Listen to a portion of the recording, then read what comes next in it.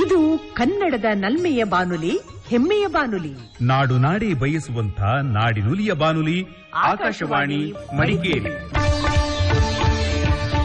Akashvani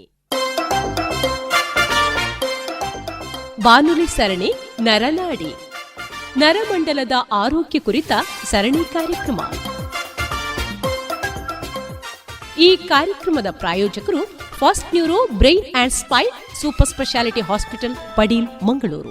first neuro ಆಸ್ಪತ್ರೆ ಮೆದುಳು ಮತ್ತು ಬೆನ್ನುಮೂಳೆ ಚಿಕಿತ್ಸೆಯ ಅತ್ಯಾಧುನಿಕ ಉಪಕರಣ ಹಾಗೂ ತಂತ್ರಜ್ಞಾನವನ್ನು ಹೊಂದಿರುವ ಕರಾವಳಿ ಕರ್ನಾಟಕದ ಪ್ರಪ್ರಥಮ ಸೂಪರ್ ಸ್ಪೆಷಾಲಿಟಿ ಆಸ್ಪತ್ರೆ. ಸ್ಟ್ರೋಕ್ ಆದ 4.5 ಗಂಟೆಯೊಳಗೆ ಆಸ್ಪತ್ರೆಗೆ ದಾಖಲಿಸಿದಲ್ಲಿ ಅತ್ಯಾಧುನಿಕ ಚಿಕಿತ್ಸಾ ಕ್ರಮಗಳೊಂದಿಗೆ ಅತಿ ಕಡಿಮೆ ಸಮಯದಲ್ಲಿ ಗುಣಪಡಿಸಬಹುದು. ಫಸ್ಟ್ ನ್ಯೂರೋ ಆಸ್ಪತ್ರೆಯು ಪೀಡಿಯಾಟ್ರಿಕ್ ನ್ಯೂರಾಲಜಿ ಮತ್ತು ಅಪಸ್ಮಾರ ಚಿಕಿತ್ಸಾ ವಿಭಾಗವನ್ನು ಹೊಂದಿರುವ ದಕ್ಷಿಣ ಕನ್ನಡ ಹಾಗೂ ಉತ್ತರ ಕೇರಳದ ಏಕೈಕ ಆಸ್ಪತ್ರೆಯಾಗಿದೆ. ಫಸ್ಟ್ ನ್ಯೂರೋ ಆಸ್ಪತ್ರೆಯು ಸ್ಟ್ರೋಕ್ ನಿರ್ವಹಣೆ ಮತ್ತು ಚಿಕಿತ್ಸೆ, ಅಪಸ್ಮಾರ ಶಸ್ತ್ರಚಿಕಿತ್ಸೆ ಹಾಗೂ ಚಿಕಿತ್ಸೆ, ನ್ಯೂರೋ ಇನ್ಫೆಕ್ಷನ್, ಮಕ್ಕಳ ನರರೋಗ ವಿಭಾಗ, ನರ ಶಸ್ತ್ರಚಿಕಿತ್ಸೆ, ತಲೆನೋವು, ವರ್ಟಿಗೋ ಚಿಕಿತ್ಸೆ, ಬೆನ್ನುಮೂಳೆ ಚಿಕಿತ್ಸೆ, ಪಾರ್ಕಿನ್ಸನ್ಸ್ ಮತ್ತು movement disorder, memory clinic, neuro psychiatry, neuro intervention, neuro rehab, neuro physiotherapy ಮತ್ತು ನ್ಯೂರೋ ಕ್ರಿಟಿಕಲ್ ಕೇರ್ ವಿಭಾಗವನ್ನು ಹೊಂದಿರುವ ಆಸ್ಪತ್ರೆ. 24x7 ನಿರಂತರ ಸೇವೆಗಾಗಿ first neuro brain and spine super speciality hospital, Padil, Mangaluru. 0824227633. Mobile 9343442488. ಕೇಳಿ ಬಾನುಲಿ ಸರಣಿ ನರನಾಡಿ. ಇಂದಿನ ಈ ಕಾರ್ಯಕ್ರಮದಲ್ಲಿ ಸ್ಟ್ರೋಕ್ ಅಥವಾ ಪಕ್ಷವಾತ ಈ ವಿಷಯದ ಕುರಿತು ನರರೋಗ ತಜ್ಞರಾದ ಡಾಕ್ಟರ್ ಶಿಶಿರ್ ಡುಬ್ಲೆ ಇವರೊಂದಿಗೆ ನಡೆಸಿದ ಸಂದರ್ಶನವನ್ನು ಕೇಳೋಣ. ಸಂದರ್ಶಿಸುವವರು ಸೂರ್ಯನಾರಾಯಣ ಭಟ್, PS. ಶ್ರೋತೃಗಳೇ, ಇದು ನಮ್ಮ ಈ ನರರೋಗಕ್ಕೆ ಸಂಬಂಧಿಸಿದ ಸರಣಿಯ ಮೊದಲ ಕಾರ್ಯಕ್ರಮ. ಈ ಕಾರ್ಯಕ್ರಮದಲ್ಲಿ ನಮ್ಮ ಜೊತೆ ಮಂಗಳೂರಿನ ಫಸ್ಟ್ ನ್ಯೂರೋದ ಡಾಕ್ಟರ್ ಶಿಶಿರ್ ದುಬ್ಲೆ ಅವರಿದ್ದಾರೆ. ಅವರು ಮುಖ್ಯವಾಗಿ ತಿರುವನಂತಪುರದ Chitra Tirunal institute of medical ಸೈನ್ಸ್ನಿಂದ ನ್ಯೂರಾಲಜಿಯಲ್ಲಿ ಡಾಕ್ಟರೇಟ್ ಆಫ್ ಮೆಡಿಸಿನ್ ಪದವಿಯನ್ನು ಪಡೆದವರು. ಮುಖ್ಯವಾಗಿ ಈ ನರರೋಗಕ್ಕೆ ಸಂಬಂಧಿಸಿದ ಹಲವಾರು ಕಾಯಿಲೆಗಳಿಗೆ ಚಿಕಿತ್ಸೆಯನ್ನು ನೀಡ್ತಾ ಇರುವಂಥವರು. ಇವತ್ತಿನ ಈ ಕಾರ್ಯಕ್ರಮದಲ್ಲಿ ಪಕ್ಷವಾತ ಅಥವಾ ಸ್ಟ್ರೋಕ್ ಅಂತ ನಾವೇನು ಕರಿತೀವಿ, ಇದರ ಬಗ್ಗೆ ಅವರು ನಮಗೆ ಮುಖ್ಯ ಮಾಹಿತಿಗಳನ್ನು ನೀಡಲಿಕ್ಕಿದ್ದಾರೆ. ನಮಸ್ಕಾರ ಡಾಕ್ಟ್ರೇ. ನಮಸ್ತೆ ಡಾಕ್ಟ್ರೇ, ಈಗ ಸಾಮಾನ್ಯವಾಗಿ ಹಿಂದಿನಿಂದಲೂ ಕೂಡ ನಮ್ಮ ಜನರಿಗೆ ಒಂದು ಕಷ್ಟದ ಪರಿಸ್ಥಿತಿಯನ್ನು ತಂದೊಡ್ಡುವಂಥ ಒಂದು ಕಾಯಿಲೆ ಅಂತ ಹೇಳಿದರೆ ಈ ಪಕ್ಷವಾತ ಅಥವಾ ಸ್ಟ್ರೋಕ್. ಇದಾದರೆ ಜೀವನ ಆ ಕಡೆ ಸಾಯುವುದೂ ಇಲ್ಲ, ಈ ಕಡೆ ಬದುಕುವುದೂ ಇಲ್ಲ ಅನ್ನುವಂಥ ಒಂದು ಪರಿಸ್ಥಿತಿಯಲ್ಲಿ ಜನರು ಇರ್ತಾರೆ ಅಂತ ಮೊದಲಿಂದಲೂ ನಂಬಿದ್ದು. ಒಂದು ಹಿಂದಿನ ಕಾಲದಲ್ಲಿ ಏನಾಗ್ತಿತ್ತು ಅಂತ ಹೇಳಿದರೆ ಈ ಸ್ಟ್ರೋಕ್ ಅನ್ನುವಂಥದ್ದು ಅಥವಾ ಪಕ್ಷವಾತ ಅನ್ನುವಂಥದ್ದು ಬಂದರೆ ವರ್ಷಗಳ ಕಾಲ ನರಳಿ ತಾವು ಯಾವಾಗ ಸಾಯ್ತೇವೆ ಅಂತ ಕಾಯ್ತಾ ಇರ್ತೇವೆ ಅನ್ನುವಂಥ ಒಂದು ಪರಿಸ್ಥಿತಿ ಬಂದಂಥ ಕಾಯಿಲೆ. ಈ ಕಾಯಿಲೆಯ ಬಗ್ಗೆ ಇವತ್ತು ನೀವು ನಮಗೆ ಮಾಹಿತಿಯನ್ನು ನೀಡಬೇಕು. ಮುಖ್ಯವಾಗಿ ಈ ಸ್ಟ್ರೋಕ್ ಅಥವಾ ಈ ಪಕ್ಷವಾತ ಅನ್ನುವಂಥದ್ದು ಯಾವ ಕಾಯಿಲೆ? ಸ್ಟ್ರೋಕ್ ಅನ್ನೋದು ನಮ್ಮ ಸಾಮಾನ್ಯ ಜನರು ಭಾಷೆಯಲ್ಲಿ ಅಂದರೆ ನಾವು ಪಕ್ಷಪಾತ, ಲಕ್ವ ಹೊಡೆಯುವುದು ಅಂತ ಹೇಳ್ತೇವೆ. ಇದು ನಮ್ಮ ಸಿಂಪಲ್ ಭಾಷೆಯಲ್ಲಿ ಹೇಳೋದಾದರೆ ನಮ್ಮ ಮೆದುಳಿನ ರಕ್ತನಾಳಗಳಲ್ಲಿ ತಡೆ ಉಂಟಾದಾಗ ನಮ್ಮ ಮೆದುಳಿಗೆ ಹಾನಿಯಾಗಿ ಆಗುವ ತೊಂದರೆಯನ್ನು ನಾವು ಸ್ಟ್ರೋಕ್ ಅಂತ ಹೇಳ್ತೇವೆ. ಹಾರ್ಟಲ್ಲಿ ಹೇಗೆ ನಾವು ಹಾರ್ಟ್ ಅಟ್ಯಾಕ್ ಅಂತ ಹೇಳ್ತೇವೆ, ಸ್ಟ್ರೋಕನ್ನು ಬ್ರೈನ್ ಅಟ್ಯಾಕ್ ಅಂತಲೂ ಕೂಡ ಹೇಳ್ಬೋದು. ಹಾರ್ಟ್ ಬ್ಲಾಕ್ ಆದಾಗ ಹಾರ್ಟ್ ಅಟ್ಯಾಕ್ ಅಂತೇವೆ, ಅದೇ ರೀತಿ ತಲೆದು ರಕ್ತನಾಳಗಳು ಹೆಪ್ಪುಗಟ್ಟಿದಾಗ ನಮಗೆ ಅದಕ್ಕೆ ಸ್ಟ್ರೋಕ್ ಅಂತ ಕರಿತೇವೆ. ನೀವು ಹೇಳಿದಾಗೆ ಇದು ಒಂದು ಅಂಗವೈಕಲ್ಯದ ಪ್ರಮುಖ ಕಾರಣವಾಗಿದೆ ಮತ್ತು ವರ್ಲ್ಡ್ ಹೆಲ್ತ್ ಆರ್ಗನೈಸೇಷನ್ ಪ್ರಕಾರ ಇಡೀ ವಿಶ್ವದಲ್ಲಿ ಸಾವಿಗೆ 3ನೇ ಕಾರಣ ಕೂಡ ಆಗಿದೆ, ಆಯಿತಾ. ಸೊ ಅದರಿಂದ ಇದು ನಮ್ಮ ಜನರಲ್ಲಿ ಅರಿವಳಿಕೆ ಮುಖ್ಯ, ಯಾಕಂದರೆ ಇದನ್ನು ನಾವು ಒಂದು ತಡೆಬಹುದು, ಆಯಿತಾ. ಮತ್ತು ಸ್ಟ್ರೋಕ್ ಉಂಟಾದರೆ ಕೂಡ ಅದಕ್ಕೆ ಟ್ರೀಟ್ಮೆಂಟನ್ನು ಬೇಗ ತಗೊಂಡ್ರೆ ಅದು ಈವನ್ ನಾರ್ಮಲ್ ಆಗುವ ಸಾಧ್ಯತೆ ಕೂಡ ಉಂಟು. ಈಗ ಕೆಲವರಿಗೆಲ್ಲ ಸ್ಟ್ರೋಕ್ ಬರೀ ಕೈಗೆ ಮಾತ್ರ ಬರ್ತದೆ, ಕೆಲವರಿಗೆ ಕಾಲಿಗೆ ಮಾತ್ರ ಬರ್ತದೆ, ಕೆಲವರಿಗೆ ಒಂದು ಭಾಗಕ್ಕೆ ಬರ್ತದೆ, ಕೆಲವರಿಗೆ ಆ ಕಡೆ ಈ ಕಡೆ ನಡಿಲಿಕ್ಕೆ ಆಗುದಿಲ್ಲ. ಇದು ಯಾಕಾಗಿ, ಹೇಗೆ? ನಮ್ಮ ಕೈದು ಕಾಲಿದು ಚಲನೆಯನ್ನು ಕಂಟ್ರೋಲ್ ಮಾಡೋದು ನಮ್ಮ ಬ್ರೈನ್, ಅಂದರೆ ನಮ್ಮ ನರಮಂಡಲದಲ್ಲಿ ಕೈಗೆ ಹೋಗುವ ನರಗಳ ಕಂಟ್ರೋಲ್ ಇರೋದು ನಮ್ಮ ಬ್ರೈನಲ್ಲಿ, ಕಾಲಿಗೆ ಹೋಗುವ ನರಗಳ ಕಂಟ್ರೋಲ್ ಇರೋದು ಬ್ರೈನಲ್ಲಿ.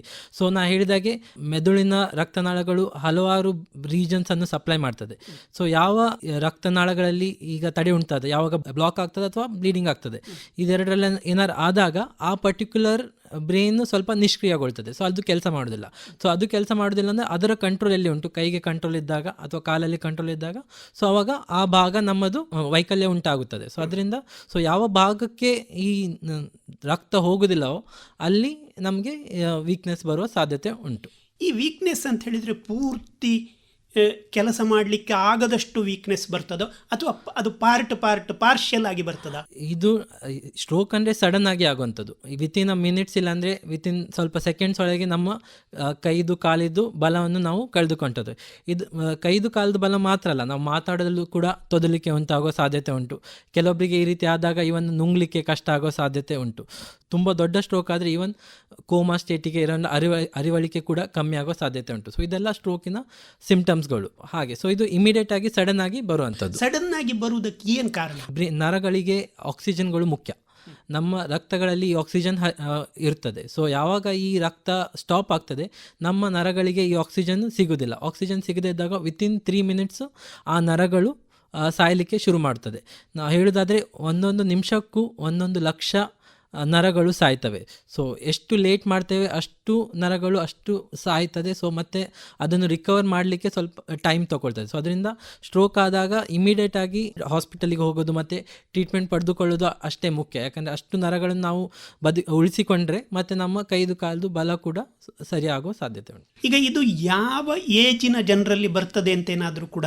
ಮುಂಚೆಯಾಗಿ ಸ್ಟ್ರೋಕ್ ಅನ್ನೋದು ಮೋಸ್ಟ್ಲಿ ಒಂದು 50-60 ವಯಸ್ಸು ಮೇಲಿನವರಿಗೆ ಮಾತ್ರ ಆಗ್ತಿತ್ತು.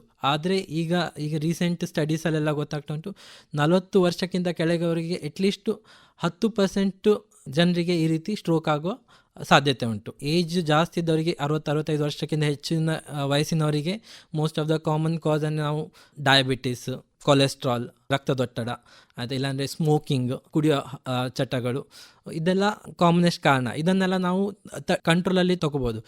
ಏಜನ್ನು ನಾವು ಏನು ಮಾಡಲಿಕ್ಕೆ ಆಗೋದಿಲ್ಲ. ಏಜ್ ಆದಾಗೆ ಸ್ಟ್ರೋಕಿನ ರಿಸ್ಕ್ ಕೂಡ ಜಾಸ್ತಿ ಆಗ್ತಾ ಹೋಗ್ತದೆ. ಅದನ್ನು ನಮಗೆ ತಡಿಲಿಕ್ಕೆ ಆಗೋದಿಲ್ಲ. ಆದರೆ ಈ ಕಂಟ್ರೋಲೇಬಲ್ ರಿಸ್ಕ್ ಫ್ಯಾಕ್ಟರ್ಸ್ ಯಾವುದುಂಟು, ನಮ್ಮ ಸ್ಮೋಕಿಂಗ್, ಅದನ್ನು ನಾವು ನಿಲ್ಲಿಸಿದರೆ ಸ್ಟ್ರೋಕ್ ಆಗೋ ಸಾಧ್ಯತೆ ಕಮ್ಮಿ. ರಕ್ತದೊತ್ತಡವನ್ನು ಕಂಟ್ರೋಲ್ ಮಾಡಿದರೆ, ಬ್ಲಡ್ ಪ್ರೆಷರ್ ಕಂಟ್ರೋಲ್ ಮಾಡಿದರೆ, ಶುಗರನ್ನು ಕಂಟ್ರೋಲಲ್ಲಿ ಇಟ್ಕೊಂಡ್ರೆ, ಕೊಲೆಸ್ಟ್ರಾಲನ್ನು ಕಂಟ್ರೋಲಲ್ಲಿ ಇಟ್ಕೊಂಡ್ರೆ ಇದು ನಮಗೆ ಸ್ಟ್ರೋಕ್ ಆಗೋ ಸಾಧ್ಯತೆಗಳು ಕೂಡ ಕಮ್ಮಿ ಆಗ್ತದೆ. ಅದೇ ರೀತಿ ಕೆಲವೊಮ್ಮೆ ಹಾರ್ಟಿದು ತೊಂದರೆಗಳಿಂದ ಕೂಡ ಸ್ಟ್ರೋಕ್ ಆಗೋ ಸಾಧ್ಯತೆ ಉಂಟು. ಈ ಹೆಚ್ಚಿನ ಚಿಕ್ಕ ವಯಸ್ಸಿನ ಜನರಲ್ಲಿ ಲೆಸ್ ದೆನ್ 40 ಇಯರ್ಸ್ ಅಂತ ನಾನು ಏನು ಮುಂಚೆ ಹೇಳಿದ್ನೋ ಅವರಲ್ಲಿ ಯೂಶಲಿ ಹಾರ್ಟಿದ್ದು ತೊಂದರೆಯಿಂದ ಸ್ಟ್ರೋಕ್ ಆಗೋ ಸಾಧ್ಯತೆ ಉಂಟು. ಮತ್ತು ಈಗ ಚಿಕ್ಕ ಪ್ರಾಯದಲ್ಲೇ ಶುಗರ್ ಬರೋದು, ಚಿಕ್ಕ ಪ್ರಾಯದಲ್ಲಿ ಬ್ಲಡ್ ಪ್ರೆಷರ್ ಕೂಡ ಶುರು ಆಗೋದುಂಟು. ಸೊ ಅಂಥವರಿಗೆ ಈಗಾಗೋ ಸಾಧ್ಯತೆಗಳು ಉಂಟು. ಚಿಕ್ಕ ಮಕ್ಕಳಲ್ಲಿ ಕೂಡ ಇದು ಬರ್ತದ? ಹೌದು, ಚಿಕ್ಕ ಮಕ್ಕಳಲ್ಲಿ ಕೂಡ ಸ್ಟ್ರೋಕ್ ಬರೋ ಸಾಧ್ಯತೆ ಉಂಟು. ಆದರೆ ಅದಕ್ಕೆ ಕಾರಣಗಳು ಬೇರೆ. ಅದು ರಕ್ತನಾಳಗಳು ಹುಟ್ಟುವಾಗಲೇ ಸ್ವಲ್ಪ ಏನಾದ್ರು ತೊಂದರೆ ಉಂಟಾದಾಗ ಈ ರೀತಿ ಬರುವ ಸಾಧ್ಯತೆ ಉಂಟು. ಮತ್ತೆ ಕೆಲವೊಮ್ಮೆ ನಮ್ಮ ಹೆಮಟಾಲಜಿಕಲ್ ತೊಂದರೆಗಳಿಂದ ಕೂಡ ಈ ರೀತಿ ಬರುವ ಸಾಧ್ಯತೆ ಉಂಟು. ಆದರೆ ತುಂಬ ರೇರ್, ಚಿಕ್ಕ ಮಕ್ಕಳಲ್ಲಿ ಇಲ್ಲ ಅಂತ. ಆದರೆ ಚಿಕ್ಕ ಮಕ್ಕಳಲ್ಲಿ ಕೂಡ ಬರೋ ಸಾಧ್ಯತೆ ಉಂಟು. ಪೀಡಿಯಾಟ್ರಿಕ್ ಸ್ಟ್ರೋಕಿಗೆ ಬೇರೆ ಟೈಪ್ ಇದೆ ಟ್ರೀಟ್ಮೆಂಟ್ ಉಂಟು ಮತ್ತು ಬೇರೆ ಕಾರಣಗಳೇ ಉಂಟು. ಸೊ ಅವರಲ್ಲಿ ನಾವು ಬೇರೆ ರೀತಿ ಇನ್ವೆಸ್ಟಿಗೇಷನ್ಸ್ ಮಾಡ್ತೇವೆ. ಆದರೆ ಯೂಶಲಿ ಮೋರ್ ದೆನ್ 18 ಇಯರ್ಸ್ ಆದರೆ ಟ್ರೀಟ್ಮೆಂಟ್ ಅದರ ಕಾರಣಗಳು ಬೇರೆ ಆಗಿರ್ತದೆ. ವಯಸ್ಸಾದಾಗ ಈ ಸ್ಟ್ರೋಕ್ ಅಥವಾ ಈ ಪಾರ್ಶ್ವವಾಯು ಅವರಿಗೆ ಬರಲಿಕ್ಕೆ ಏನು ಕಾರಣ? ವಯಸ್ಸಾದಾಗ ಏನಾಗುತ್ತೆ, ನಮ್ಮ ರಕ್ತನಾಳಗಳು ನಾರ್ಮಲಿ ಫ್ಲೆಕ್ಸಿಬಲ್ ಇರ್ತದೆ. ಸೊ ಈ ಹಾರ್ಟ್ ಪಂಪ್ ಆದಾಗ ರಕ್ತನಾಳಗಳು ಫಾಸ್ಟ್ ಹೋಗೋದು, ಸ್ಲೋ ಹೋಗೋದು, ಒಂದು ಪಲ್ಸ್ ಲೆಕ್ಕದಲ್ಲಿ ಸ್ಲೋ ಆಗಿ ಫಾಸ್ಟಾಗಿ ಹೋಗ್ತಾ ಇರ್ತದೆ. ಏಜ್ ಆದಾಗ ಏನಾಗುತ್ತೆ, ನಮ್ಮ ರಕ್ತನಾಳಗಳು ಸ್ಟಿಫ್ ಆಗ್ತದೆ. ಆ ಸ್ಟಿಫ್ ಆದಾಗ ಮೊಬಿಲಿಟಿ, ಆ ಫ್ಲೆಕ್ಸಿಬಿಲಿಟಿ ಇರುವುದಿಲ್ಲ.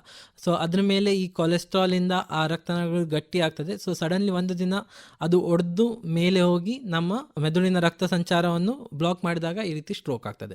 ಸೊ ಆಸ್ ಏಜ್ ಪ್ರೋಗ್ರೆಸ್ ಆದಾಗೆ ಆ ರಕ್ತನಾಳಗಳು ಸ್ಟಿಫ್ನೆಸ್ ಇಂದ ಮತ್ತೆ ಅದರಲ್ಲಿ ಆಗಿರುವ ಕೊಲೆಸ್ಟ್ರಾಲ್ ಕಾರಣ ಚೇಂಜಸ್ಗಳಿಂದ ಈ ರೀತಿ ಸ್ಟ್ರೋಕ್ ಆಗೋ ಸಾಧ್ಯತೆ ಉಂಟು. ಅಂತ ಹೇಳಿದ್ರೆ ಹೆಚ್ಚು ಸ್ಮೋಕಿಂಗ್ ಇರಬಹುದು, ಅಥವಾ ಪ್ರೆಷರ್ ಇರಬಹುದು, ಅಥವಾ ಡಯಾಬಿಟಿಸ್ ಇರಬಹುದು. ಇದನ್ನೆಲ್ಲ ಸರಿಯಾಗಿ ಕಂಟ್ರೋಲ್ ಅಲ್ಲಿ ಇಟ್ಟುಕೊಳ್ಳದಿದ್ರೆ ಈ ಸ್ಟ್ರೋಕ್ ಬರ್ತದೆ ಅಂತ ಹೇಳಿದ್ರೆ, ಆಗ್ಲೂ ಕೂಡ ಈ ರಕ್ತನಾಳಗಳ ಈ ತರದ ಒಡೆಯುವುದೋ ಇಂಥದ್ದೇ ಕಾರಣ ಆಗ್ತದ? ಹೌದು, ಸ್ಮೋಕಿಂಗ್ ಮಾಡುವಾಗ ನಮ್ಮ ಈ ನಿಕೋಟಿನ್ ಅಂಶ ಏನಿರ್ತದೋ ಅದು ನಮ್ಮ ರಕ್ತನಾಳಗಳ ಒಳಗೆ ಸೆಟ್ಲ್ ಆಗ್ತದೆ. ಅದು ಸೆಟ್ಲ್ ಆದಾಗ ಅಲ್ಲಿದು ನಮ್ಮ ರಕ್ತದಲ್ಲಿರುವ ಈ ಇನ್ಫ್ಲಮೇಟರಿ ಮಾರ್ಕರ್ಸ್ಗಳು ಅಲ್ಲಿ ಹೋಗಿ ಅದನ್ನು ಅಟ್ಯಾಕ್ ಮಾಡ್ತದೆ. ಅಟ್ಯಾಕ್ ಮಾಡಿದಾಗ ಅಲ್ಲಿ ಅದನ್ನು ಹತೋಟಿಯಲ್ಲಿ ಕಂಡುಹಿಡಲಿಕ್ಕೆ ಒಂದು ಪ್ಲಾಕ್ ಥರ ಫಾರ್ಮ್ ಆಗುತ್ತೆ.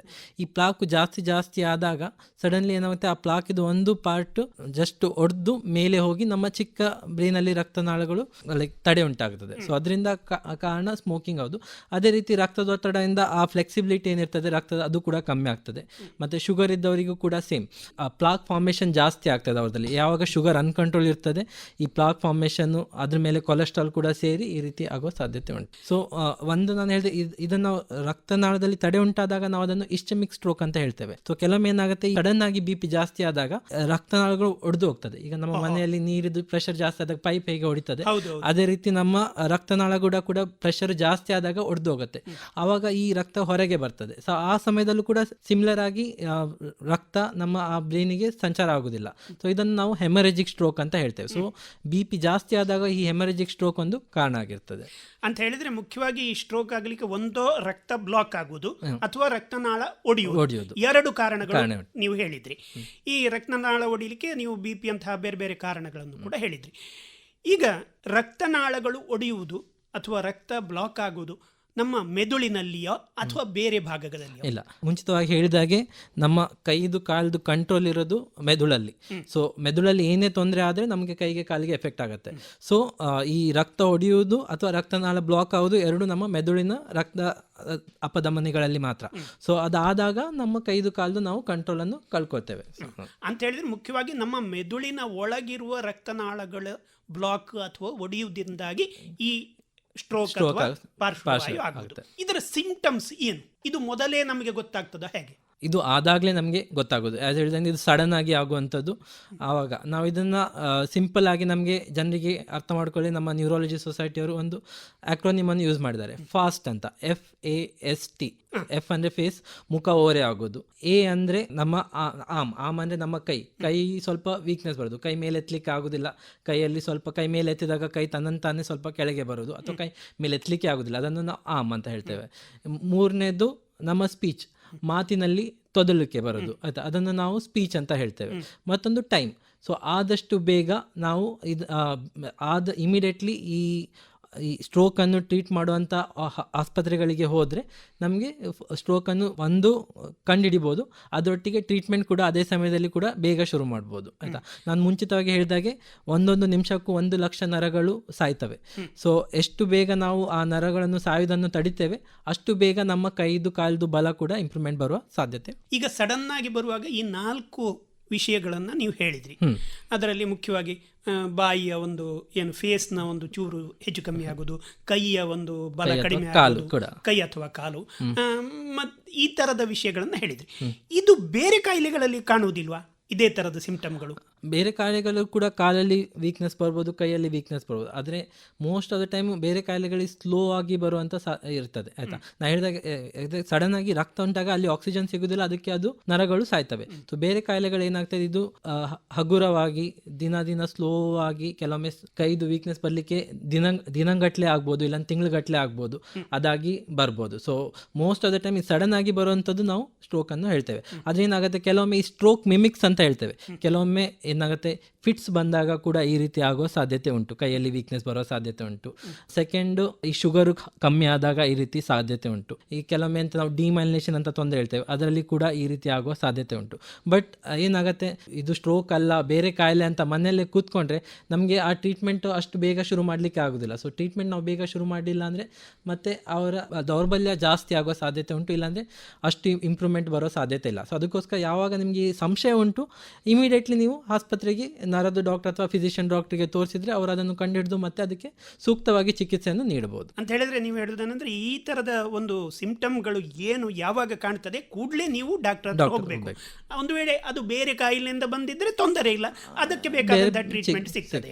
ಒಂದು ಸಲ ಈ ಸ್ಟ್ರೋಕ್ ಪ್ರಾರಂಭ ಆಯ್ತು ಅಂತ ಇಟ್ಕೊಳ್ಳಿ, ಯಾರಿಗಾದ್ರೂ ಹೊರಗೆ ಕಾಣುವವರಿಗೆ ಇದು ಕಾಣ್ತದೆ. ನಾವೀಗ ಯಾರಿಗಾದ್ರೂ ಮನುಷ್ಯನಿಗೆ ಒಬ್ಬನಿಗೆ ಆಯ್ತು ಅಂತ ಆದ್ರೆ ಅವು ಏನು ಮಾಡಬೇಕು? ಯೂಶುವಲಿ ಕೆಲವೊಮ್ಮೆ ಚಿಕ್ಕ ಪ್ರಮಾಣದಲ್ಲಿ ಆಗದಾದ್ರೆ ಅದೇ ಆ ವ್ಯಕ್ತಿ ತನ್ನ ಹತ್ತಿರದ ಸಂಬಂಧಿಗಳಿಗೆ ಹೇಳ್ಬೋದು, ಮನೇಲಿ ಯಾರು ಇರ್ತಾರೆ, ಇಲ್ಲಾಂದ್ರೆ ಅವರ ಫ್ರೆಂಡ್ಸಿಗೆ ಕಾಲ್ ಮಾಡ್ಬೋದು, ಇಲ್ಲಾಂದ್ರೆ ಈಗ ಈ ನಂಬರ್ ಆ್ಯಂಬುಲೆನ್ಸ್ಗಳಿರ್ತಾರೆ ಅವರಿಗೆ ಕಾಲ್ ಮಾಡಿ ಹತ್ತಿರದ ಆಸ್ಪತ್ರೆಗೆ ಹೋಗ್ಬೋದು.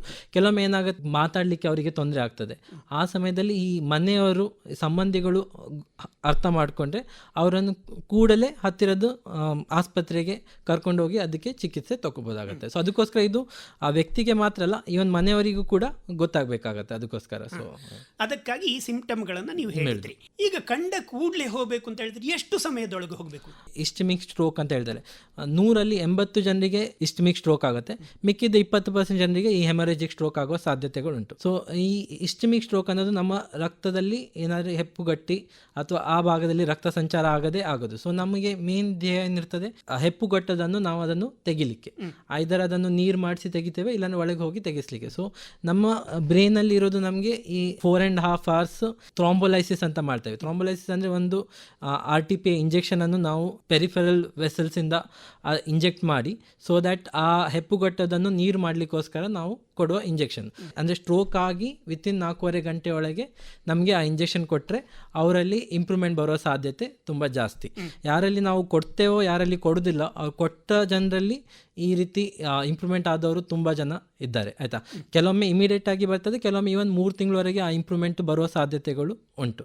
ಸೊ ಅದನ್ನು ನಾವು ಇಂಟ್ರಾವಿನಸ್ ಥ್ರಾಂಬೋಲೈಸಿಸ್ ಅಂತ ಹೇಳ್ತೇವೆ. ಅದು ವಿತಿನ್ 4.5 hours ಕೊಡಬೇಕು. ಕೆಲವೊಮ್ಮೆ ಏನಾಗುತ್ತೆ, ಇದು ದೊಡ್ಡ ರಕ್ತನಾಳಗಳು ಇರ್ತದೆ, ನಮ್ಮ ಬ್ರೈನಲ್ಲಿ 4-5 ದೊಡ್ಡ ರಕ್ತನಾಳಗುಂಟು, ಅದು ತುಂಬ ಜಾಸ್ತಿಯಾಗಿ ಹೆಪ್ಪು ಕಟ್ಟಿರ್ತದೆ. ಆ ಸಮಯದಲ್ಲಿ ಈ ಥ್ರಾಂಬೋಲೈಸಿಸ್ ಕೆಲವೊಮ್ಮೆ ಅದು ಕೆಲಸ ಮಾಡೋದಿಲ್ಲ. ಚಿಕ್ಕ ರಕ್ತನಾಳಗಳಲ್ಲಿ ಈ ರೀತಿ ಬ್ಲಾಕ್ ಆದಾಗ ಥ್ರಾಂಬೋಲೈಸಿಸ್ ಒಳ್ಳೆ ಕೆಲಸ ಮಾಡ್ತದೆ. ಕೆಲವೊಮ್ಮೆ ದೊಡ್ಡ ರಕ್ತನಾಳಗಳಲ್ಲಿ ಬ್ಲಾಕ್ ಆದಾಗ ಈ ರೀತಿ ಥ್ರಾಂಬೋಲೈಸಿಸ್ ಕೆಲಸ ಮಾಡೋದು. ಆ ಸಮಯದಲ್ಲಿ ನಾವು ಏನು ಮಾಡ್ತೇವೆ, ಥ್ರಾಂಬೆಕ್ಟಮಿ ಅಂತ ಹೇಳ್ತೇವೆ. ನಮ್ಮ ರಕ್ತನಾಳಗಳ ಒಳಗೆ ಹೋಗಿ ನಾವು ಅದನ್ನು ಆ ಹೆಪ್ಪುಗೊಟ್ಟದನ್ನು ನಾವು ಥ್ರಾಂಬೆಕ್ಟಮಿ ಅಂತ ಹೇಳ್ತೇವೆ. ಇದು ಥ್ರಾಂಬೆಕ್ಟಮಿ ಮಾಡಿದಾಗ ಇಮಿಡಿಯೇಟ್ಲಿ ರಕ್ತ ಸಂಚಾರ ಓಪನ್ ಆಗ್ತದೆ, ಮೆದುಳಿನ ಭಾಗ ನಿಷ್ಕ್ರಿಯಗೊಂಡಿದೆಯೋ ಅದು ರಿಕವರಿ ಆಗೋ ಸಾಧ್ಯತೆ ಕೂಡ ತುಂಬ ಉಂಟು. ಸೊ ನಮಗೆ ವಿತಿನ್ 4.5 hours ನಾವು ಈ ರೀತಿ ಫೆಸಿಲಿಟಿ ಇರುವ ಆಸ್ಪತ್ರೆಗೆ ಮುಟ್ಟಿದ್ರೆ ನಮಗೆ ಸ್ಟ್ರೋಕ್ ಇದು ಟ್ರೀಟ್ಮೆಂಟ್ ಮಾಡೋದು ಈಸಿ ಆಗ್ತದೆ. ಸೊ ವಿತಿನ್ 4.5 hours, ಇಲ್ಲಾಂದ್ರೆ ಮ್ಯಾಕ್ಸಿಮಮ್ 6 hours ತನಕ ನಾವು ಹೋಗ್ಬೋದು. ಆದರೆ ವಿತಿನ್ 4.5 hours ಹೋಗೋದು ಒಳ್ಳೆಯದು. ಸಾಮಾನ್ಯವಾಗಿ ಜನರಲ್ಲಿ ಒಂದು ನಂಬಿಕೆ ಉಂಟು ಅಂತ ಹೇಳಿದ್ರೆ, ಸ್ಟ್ರೋಕ್ ಆದ 1 ಗಂಟೆ ಒಳಗೆ ನಾವು ಆಸ್ಪತ್ರೆಗೆ ಮುಟ್ಟಬೇಕು ಅನ್ನುವಂಥದ್ದು. ನಾವು 1 ಗಂಟೆ ಒಳಗೆ ಮುಟ್ಟಿದ್ರೆ ಏನು ಉಪಕಾರಗಳು? ಒಂದೊಂದು ನಿಮಿಷಕ್ಕೂ ನರಗಳು ದೌರ್ಬಲ್ಯ ಆಗುತ್ತೆ, ನರಗಳು ಸಾಯ್ತವೆ. 1 ಲಕ್ಷ ನರಗಳು ಇವನ್ ಸಾಯ್ತದೆ 1 ನಿಮಿಷದಲ್ಲಿ. ಸೊ ಎಷ್ಟು ಬೇಗ ಹೋಗ್ತೇವೆ, ಎಷ್ಟು ಬೇಗ ಆ ನರಗಳು ಓಪನ್ ಆಗ್ತದೆ, ಆ ರಕ್ತನಾಳಗಳು ಓಪನ್ ಆಗ್ತದೆ, ಅಷ್ಟು ಬೇಗ ಅವರ ರೆಸ್ಪಾನ್ಸು ಒಳ್ಳೆಯದು. ಸ್ಟಡೀಸ್ ಪ್ರಕಾರ ಹೇಳುವುದಾದರೆ ವಿತಿನ್ 3 ಗಂಟೆ ಹೋಗಿ ಟ್ರೀಟ್ಮೆಂಟ್ ಪಡೆದುಕೊಂಡವರಲ್ಲಿ ಆಲ್ಮೋಸ್ಟ್ ಕಂಪ್ಲೀಟ್ಲಿ ಗುಣಮುಖರಾಗುತ್ತಾರೆ. 4.5 hours ವರೆಗೂ ನಮಗೆ ಟೈಮ್ ಉಂಟು, ಆದರೆ 4.5 hours ನಂತರ ಆದರೆ ನಮಗೆ ಅಷ್ಟು ರಿಕವರಿ ಆಗೋ ಸಾಧ್ಯತೆ ಕಮ್ಮಿ. ಸೊ ವಿತಿನ್ 1 ಗಂಟೆ ಹೋದರೆ ಅವರಿಗೆ ಇನ್ನೂ ಒಳ್ಳೆಯದು. ಸೊ ಅಷ್ಟು ಬೇಗ ನಾವು ಟ್ರೀಟ್ಮೆಂಟ್ ಸ್ಟಾರ್ಟ್ ಮಾಡ್ಬೋದು, ಅಷ್ಟು ಬೇಗ ಅವರಿಗೆ ಕಂಪ್ಲೀಟ್ಲಿ ರಿಕವರಿ ಕೂಡ ಆಗ್ಬೋದು. ನೀವೀಗ ಹೇಳಿದ್ರಿ ರಕ್ತನಾಳದಲ್ಲಿ ರಕ್ತ ಹೆಪ್ಪುಗಟ್ಟಿದ್ರೆ ಚಿಕ್ಕ ನಾಳಗಳಲ್ಲಿ ಮತ್ತು ದೊಡ್ಡ ನಾಳಗಳಲ್ಲಿ ಬೇರೆ ಬೇರೆ ತರ ಅಂತ ಹೇಳಿ. ಇದು ಎರಡಕ್ಕೂ ಕೂಡ ಎಫೆಕ್ಟ್ ಒಂದೇಯಾ ಅಂತ ಹೇಳಿದ್ರೆ, ಚಿಕ್ಕ ರಕ್ತನಾಳಗಳಲ್ಲಿ ರಕ್ತ ಹೆಪ್ಪುಗಟ್ಟಿದ್ರು, ದೊಡ್ಡ ರಕ್ತನಾಳಗಳಲ್ಲಿ ಹೆಪ್ಪುಗಟ್ಟಿದ್ರು, ಅವನಿಗೆ ಕಾಣುವಂತಹ ಸಿಂಪ್ಟಮ್ಸ್ ಸೇಮ್. ಸಿಂಪ್ಟಮ್ಸ್ ಅಲ್ಲಿ ಏನು ಡಿಫ್ರೆನ್ಸ್ ಬರೋದಿಲ್ಲ. ಯಾಕಂದ್ರೆ ಅವರಿಗೆ ಕೈಯಲ್ಲಿ ವೀಕ್ನೆಸ್ ಬರೋದು, ಕಾಲಲ್ಲಿ ವೀಕ್ನೆಸ್ ಬರೋದು, ಮಾತಾಡಲಿಕ್ಕೆ ತೊದಲಿಕ್ಕೆ ಆಗೋ ಸಾಧ್ಯತೆಗಳುಂಟು. ಆದರೆ ದೊಡ್ಡ ರಕ್ತನಾಳಗಳಲ್ಲಿ ಬ್ಲಾಕ್ ಆದಾಗ ಅದು ಅವರಿಗೆ ಜೀವಕ್ಕೆ ಕೂಡ ಅಪಾಯ ಆಗುವ ಸಾಧ್ಯತೆ ಉಂಟು. ದೊಡ್ಡ ರಕ್ತನಾಳ ಬ್ಲಾಕ್ ಆದ ನಮ್ಮ ಬ್ರೈನ್ ಇದು ಹೆಚ್ಚು ಪೋರ್ಷನ್ ಈ ರೀತಿ ಎಫೆಕ್ಟ್ ಆಗುತ್ತೆ. ಸೊ ಹೆಚ್ಚು ಪೋರ್ಷನ್ ಕೆಲಸ ಮಾಡೋದಿಲ್ಲ. ಸೊ ಹೆಚ್ಚು ಪೋರ್ಷನ್ ಕೆಲಸ ಮಾಡೋದಿಲ್ಲ ಎಂದಾಗ ನೆಕ್ಸ್ಟ್ ಅವರು ಅರಿವಳಿಕೆ ಕಮ್ಮಿ ಆಗ್ತದೆ. ಮತ್ತೆ ಅರಿವಳಿಕೆ ಕಮ್ಮಿ ಆದಾಗ ಮತ್ತೆ ಬ್ರೈನ್ ಅಲ್ಲಿ ಊತ ಬರುವ ಸಾಧ್ಯತೆ ಉಂಟು. ಮತ್ತೆ ಅದು ನಾರ್ಮಲ್ ಸೈಡ್ ಇದು ಒಂದು ಸೈಡ್ ಬ್ರೈನ್ ಎಫೆಕ್ಟ್ ಆದಾಗ ನಾರ್ಮಲ್ ಸೈಡ್ ಇದು ಬ್ರೈನಿಗೂ ಕೂಡ ತೊಂದರೆ ಆಗ್ತದೆ. ಸೊ ಅದರಿಂದ ಮತ್ತೆ ಅವರಿಗೆ ಕ್ರಿಟಿಕಲ್ ಆಗಿ ಲೈಫಿಗೆ ರಿಸ್ಕ್ ಆಗೋ ಸಾಧ್ಯತೆ ಉಂಟು. ದೊಡ್ಡ ರಕ್ತನಾಳ ತೊಂದರೆ ಆದಾಗ ಈ ರೀತಿ. ಸೊ ಅದಕ್ಕೋಸ್ಕರ ಟ್ರೀಟ್ಮೆಂಟ್ ಸ್ವಲ್ಪ ಚೇಂಜ್ ಆಗೋ ಸಾಧ್ಯತೆ ಉಂಟು. ಆದ್ರೆ ನೀವು ಹೇಳಿದ್ರಿ ಎರಡಕ್ಕೂ ಕೂಡ ಸಮಯ, ನೀವು ಆದಷ್ಟು ಬೇಗ ಹೋದ ಕೂಡಲೇ ಅದಕ್ಕೆ ಬೇಕಾದಂತಹ ಟ್ರೀಟ್ಮೆಂಟ್ ಅನ್ನ ಕೊಡ್ಲಿಕ್ಕೆ ಆಗ್ತದೆ ಅಂತ. ಸಾಮಾನ್ಯವಾಗಿ ಈ ಟ್ರೀಟ್ಮೆಂಟ್ ಎಲ್ಲ ಆಸ್ಪತ್ರೆಗಳಲ್ಲಿ ಲಭ್ಯ ಇರ್ತದೆ ಹೇಗೆ? ಎಲ್ಲ ಆಸ್ಪತ್ರೆಗಳಲ್ಲಿ ಇದು ಲಭ್ಯ ಇಲ್ಲ. ಮೋಸ್ಟ್ ಆಫ್ ದ ಟೈಮ್ ಇದು ಐದರ್ ಮೆಡಿಕಲ್ ಕಾಲೇಜ್ ಆಸ್ಪತ್ರೆ, ಇಲ್ಲಾಂಗೆ ನ್ಯೂರಾಲಜಿ ಸಂಬಂಧಿತ ಆಸ್ಪತ್ರೆ, ಎಲ್ಲಿ ನ್ಯೂರಾಲಜಿ ಡಿಪಾರ್ಟ್ಮೆಂಟ್ ಉಂಟು ಅಲ್ಲಿ ಹೋಗೋದು ಮುಖ್ಯ. ಮೆಕ್ಯಾನಿಕಲ್ ಥ್ರಾಂಬೆಕ್ಟಮಿ ಅನ್ನೋದು ನಮ್ಮ ದಕ್ಷಿಣ ಕನ್ನಡದಲ್ಲಿ ಮೇ ಬಿ 2 ಆಸ್ಪತ್ರೆಗಳಲ್ಲಿ ಮಾತ್ರ ಇರೋದು, ಆಯ್ತಾ. ಆದರೆ ಥ್ರಾಂಬೋಲೈಸಿಸ್ ಅನ್ನು ಮೋಸ್ಟ್ ಆಫ್ ದ ಈ ದೊಡ್ಡ ಆಸ್ಪತ್ರೆಗಳಲ್ಲಿ ಮಾಡ್ಬೋದು. ಎಲ್ಲಿ ನರದ ಡಾಕ್ಟರ್ ಫೆಸಿಲಿಟಿ ಉಂಟು ಅಲ್ಲಿ ಥ್ರಾಂಬೋಲೈಸಿಸ್ ಮಾಡುವ ಸಾಧ್ಯತೆ ಉಂಟು. ಮೋಸ್ಟ್ ಆಫ್ ದ ಟೈಮ್ ನಾವು ಫಸ್ಟ್ ಈ ರೀತಿ ವೀಕ್ನೆಸ್ ಆಗಿ ಬಂದಾಗ ನಮ್ಮ ಎಮರ್ಜೆನ್ಸಿ ಡಿಪಾರ್ಟ್ಮೆಂಟಿಗೆ ಅವರು ಬರ್ತಾರೆ. ಆವಾಗ ನಾವು ಕೂಡಲೇ ಅವರನ್ನು ಐದರ್ CT ಸ್ಕ್ಯಾನ್ ಇಲ್ಲಾಂಗಿಲ್ಲ MRI ಸ್ಕ್ಯಾನ್ ಮಾಡಿ ನೋಡ್ತೇವೆ. MRI ಸ್ಕ್ಯಾನಲ್ಲಿ ಯಾವ ಭಾಗದಲ್ಲಿ ಈ ರೀತಿ ಹೆಪ್ಪುಗಟ್ಟಿದೆ ಅಂತ ಗೊತ್ತಾಗ್ತದೆ. ಮತ್ತು ಅದರೊಟ್ಟಿಗೆ ನಾವು ಒಂದು ಆಂಜಿಯೋಗ್ರಾಮ್ ಮಾಡಿ ಅದು ಚಿಕ್ಕ ನರಗಳಲ್ಲೋ ಅಥವಾ ದೊಡ್ಡ ನರಗಳಲ್ಲಿ ಬ್ಲಾಕ್ ಆಗಿದೆ ಅಂತ ಅದ್ರ ಮೇಲೆ ಟ್ರೀಟ್ಮೆಂಟನ್ನು ನಾವು ಇದು ಮಾಡ್ತೇವೆ. ಸೊ ಚಿಕ್ಕ ಆಸ್ಪತ್ರೆಗಳಿಗೆ ಕೆಲವೊಮ್ಮೆ ಈ ಫೆಸಿಲಿಟಿ ಲಭ್ಯವಿರೋದಿಲ್ಲ. ಸೊ ಅದರಿಂದ ನೀವು ಮೋಸ್ಟ್ ಆಫ್ ದ ಟೈಮ್ ಇದು ಐದರ್ ಮೆಡಿಕಲ್ ಕಾಲೇಜ್ ಆಸ್ಪತ್ರೆ ಇಲ್ಲಾಂದರೆ ಎಲ್ಲಿ ನ್ಯೂರಾಲಜಿ ಫೆಸಿಲಿಟಿ ಉಂಟು ಆ ಆಸ್ಪತ್ರೆಗೆ ಹೋಗೋದು ಉತ್ತಮ. ಈಗ ಕೆಲವೆಲ್ಲ ಕಾಯಿಲೆಗಳಿಗೆ ಉದಾಹರಣೆಗೆ ಹಾರ್ಟ್ ಅಟ್ಯಾಕ್ ಇಂಥದ್ದಾದರೆ ಫಸ್ಟ್ ಒಂದು ಚಿಕ್ಕದಾಗಿ ಫಸ್ಟ್ ಏಡ್ ಅನ್ನುವಂಥದ್ದು ಸಾಮಾನ್ಯವಾಗಿ ಡಾಕ್ಟರ್ಗಳು ಹೇಳ್ತಾರೆ. ಈ ಥರ ದೀರ್ಘವಾಗಿ ಉಸಿರು ತೆಗೆಯುವುದು ಇಂಥದ್ದೆಲ್ಲ, ಈ ಥರದ್ದು ಇದರಲ್ಲಿ ಉಂಟಾ? ಫಸ್ಟ್ ಏಡ್ ಆಗಿ ಅನ್ನೋದಿಲ್ಲ ಸರ್. ಆದಷ್ಟು ಬೇಗ ನೀವು ಆಸ್ಪತ್ರೆಗೆ ಮುಟ್ಟುವುದು ಮುಖ್ಯ. ಓಕೆ, ಕಾರಣ 2-3 ಆಗಿರ್ಬೋದು. BP ಸಡನ್ ಆಗಿ ಜಾಸ್ತಿ ಆಗಿರ್ಬೋದು, ಶುಗರ್ ಜಾಸ್ತಿ ಆಗಿರ್ಬೋದು. ಸೊ ಇದನ್ನು ನಾವು ಹತ್ತಿರದ PHC ಇಲ್ಲಾಂದರೆ ಆಸ್ಪತ್ರೆಯಲ್ಲಿ, ಊರಿದ ಆಸ್ಪತ್ರೆಯಲ್ಲಿ ನಾವು ಬೇಕಾದ್ರೆ ಕಂಟ್ರೋಲ್ ಮಾಡಿಕೊಂಡು ಹೋಗೋದು ಮುಖ್ಯ. ಆದರೆ ಅಷ್ಟು ಕಂಟ್ರೋಲ್ ಮಾಡಲಿಕ್ಕೆ ಕೆಲವೊಮ್ಮೆ ಟೈಮ್ ಕೂಡ ತಗೊಳ್ತದೆ. ಸೊ ಅಷ್ಟು ಲೇಟ್ ಆಗ್ತದೆ ಮತ್ತು ಅಷ್ಟು ಕಷ್ಟ ಆಗ್ತದೆ. ಅದಕ್ಕೋಸ್ಕರ ಬೇಗ ಮುಟ್ಟೋದು ಉತ್ತಮ. ಇವನ್ ಹಾರ್ಟ್ ಅಟ್ಯಾಕ್ ಆದಾಗ ಕೂಡ ಅವ್ರಿಗೆ ಹಾರ್ಟ್ ಅಟ್ಯಾಕಲ್ಲಿ ಸ್ವಲ್ಪ ಜಾಸ್ತಿ ಟೈಮ್ ಇರ್ಬೋದು, 24 ಗಂಟೆವರೆಗೆ ಟೈಮ್ ಉಂಟು. ಬಟ್ ಸ್ಟಿಲ್ ಅವರಿಗೂ ಕೂಡ ಸಡನ್ ಆಗಿ ಯಾವುದೇ ಹತ್ತಿರದ್ದು ಈ ಕಾರ್ಡಿಯಾಲಜಿ ಫೆಸಿಲಿಟಿ ಇರುವಂಥ ಆಸ್ಪತ್ರೆಗೆ ಹೋಗೋದು ಮುಖ್ಯ. ಸರಿ.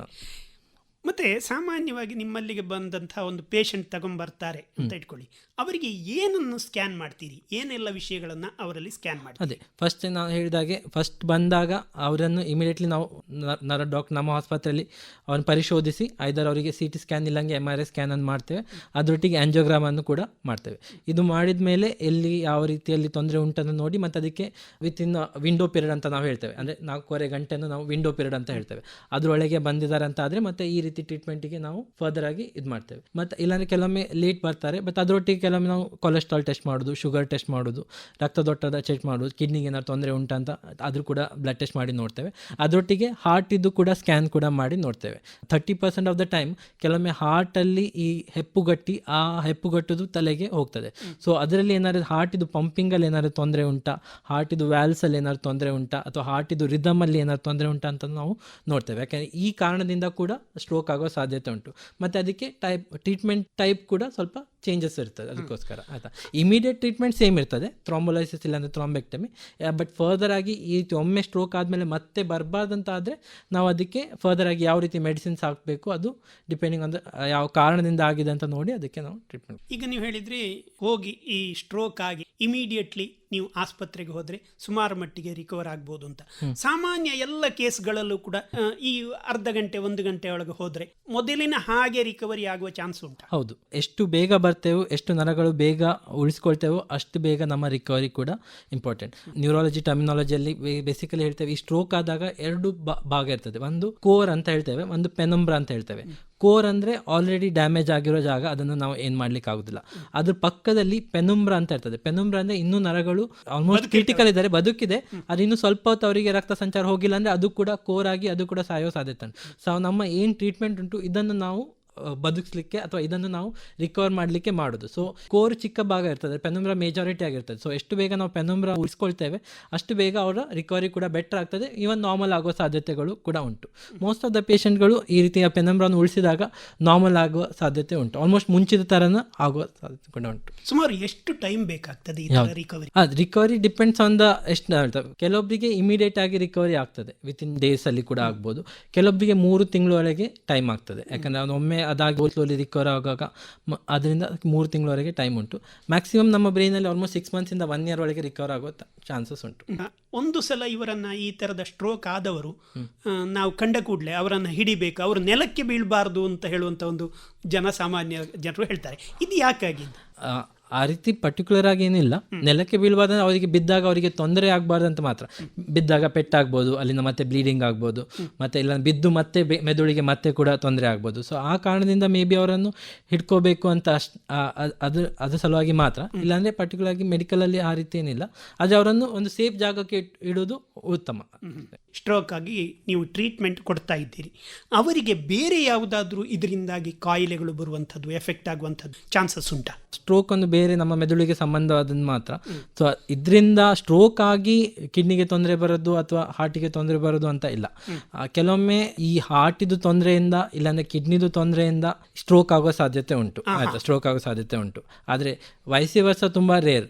ಆದರೆ ಬೇಸಿಕಲಿ ನಮ್ಮ ರಿಸ್ಕ್ ಫ್ಯಾಕ್ಟರ್ಗಳು ಯಾವ ನಮ್ಮ ಕಾರಣಗಳುಂಟು, ಅದರಿಂದ ಈಗ ಕಿಡ್ನಿಗೆ ತೊಂದರೆ ಕೂಡ ಶುಗರಿಂದ ಆಗ್ತದೆ, BP ಇಂದ ಆಗ್ತದೆ. ಸೊ ಅದೇ ಕಾರಣಗಳು ಕೂಡ ಸ್ಟ್ರೋಕಿಗೆ ಕೂಡ BP ಇಂದ ಆಗ್ತದೆ, ಶುಗರಿಗೆ ಆಗ್ತದೆ. ಸೊ ಶುಗರ್ ಇದ್ದವರಿಗೆ BP ಇದ್ದವರಿಗೆ ಈವನ್ ಸ್ಟ್ರೋಕ್ ಕೂಡ ಆಗ್ಬೋದು, ಅದೇ ಸಮಯದಲ್ಲಿ ಈವನ್ ಕಿಡ್ನಿಗೂ ಕೂಡ ತೊಂದರೆ ಆಗ್ಬೋದು. ಸೊ ಯಾವಾಗ ನಾವು ಪೇಷಂಟ್ ಐದರ್ ಕಿಡ್ನಿ ಡಾಕ್ಟರ್ ಹತ್ರ ಹೋಗ್ತಾರಾ ಅಥವಾ ಫಿಸಿಷಿಯನ್ ಹತ್ರ ಹೋಗ್ತಾರೆ, ಇದು ನಮ್ಮ ಹತ್ರ ಬರ್ತಾರೆ, ಆವಾಗ ನಾವು ಟೆಸ್ಟ್ ಮಾಡಿದಾಗ ನಮಗೆ ಗೊತ್ತಾಗ್ತದೆ ಅವರಿಗೆ ಈ ರೀತಿ ತೊಂದರೆ ಉಂಟಾ ಇಲ್ಲ ಅಂತ.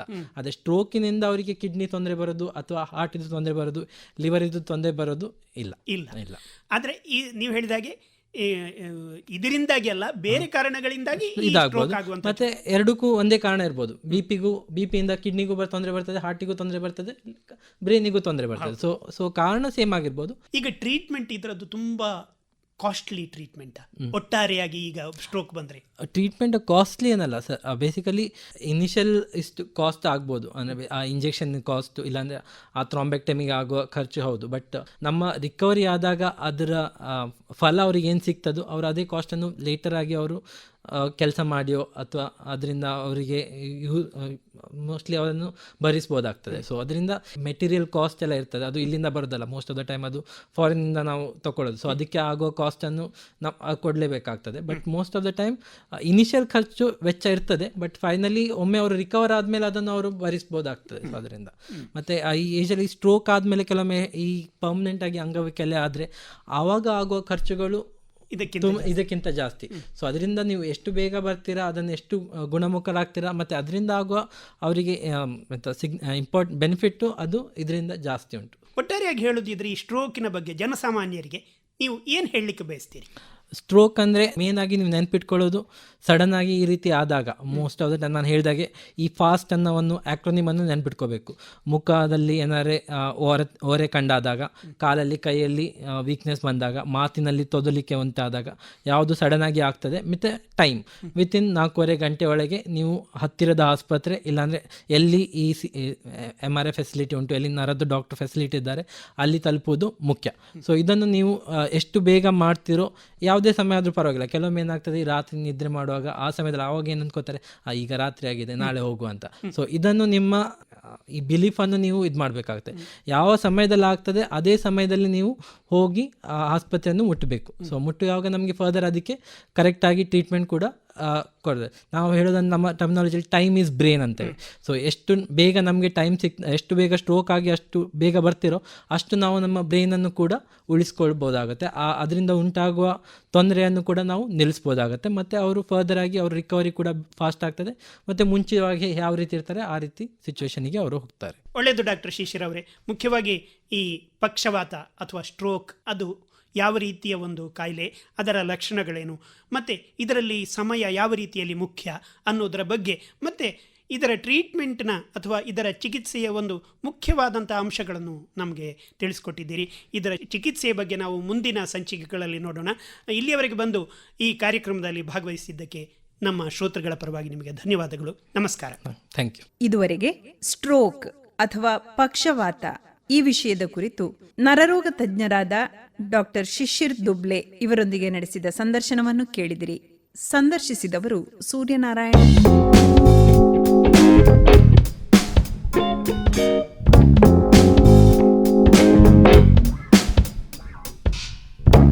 ಆರೋಗ್ಯ ಕುರಿತ ಸರಣಿ ಕಾರ್ಯಕ್ರಮ ನರನಾಡಿ ಕೇಳಿದಿರಿ. ಕಾರ್ಯಕ್ರಮ ಪ್ರಸ್ತುತಿ TS ಪ್ರಸಾದ್. ಈ ಕಾರ್ಯಕ್ರಮವನ್ನು ಪ್ರಾಯೋಜಿಸಿದವರು first neuro brain and spine super speciality hospital, Padil, Mangaluru.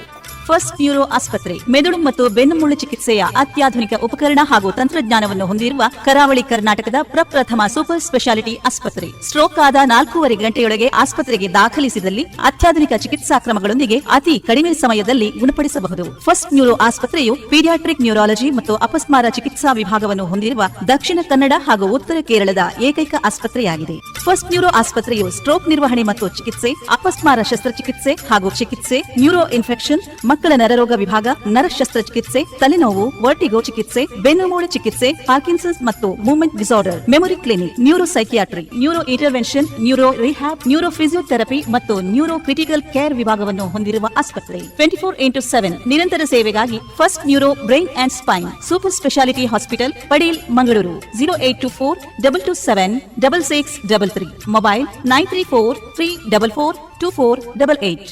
Akashvani Mangaluru ಕೇಂದ್ರದಲ್ಲಿ ಸಿದ್ಧಪಡಿಸಲಾದ ಈ ಕಾರ್ಯಕ್ರಮ ಆಕಾಶವಾಣಿ ಮಡಿಕೇರಿ ಕೇಂದ್ರದಿಂದ ಪ್ರಸಾರವಾಯಿತು.